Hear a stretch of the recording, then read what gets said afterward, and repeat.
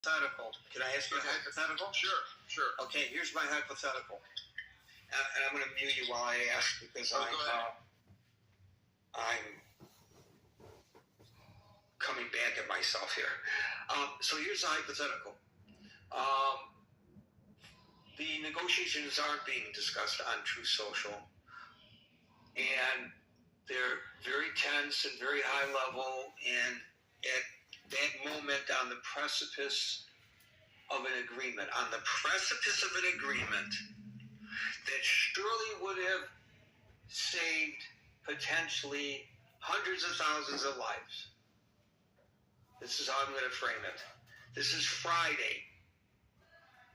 And one of the negotiators calls Seymour Hersh or somebody at the New York Times or somebody at the Washington Post and says, hey, this is where the negotiations are.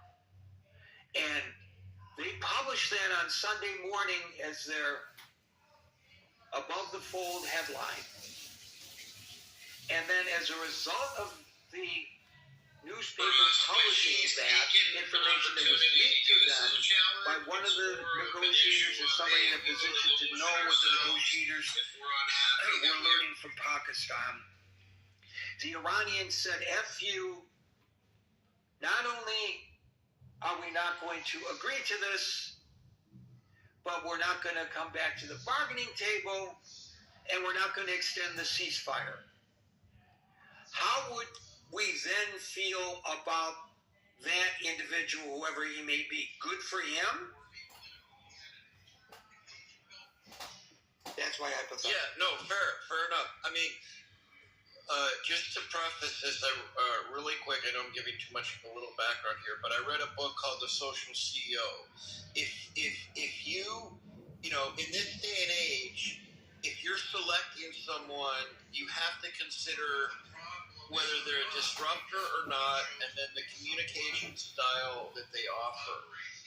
If Elon Musk, and he's undermined himself on Twitter as well, or on his own, on X, I mean, if these people are undermining themselves, undermining their constituents, undermining the global population, this is a risk that we take with a disruptor.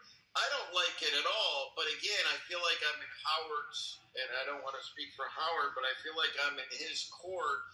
If the authenticity at times undermines us, and it could be devastating, and it is devastating, that's kind of a cost and benefit of picking a disruptor.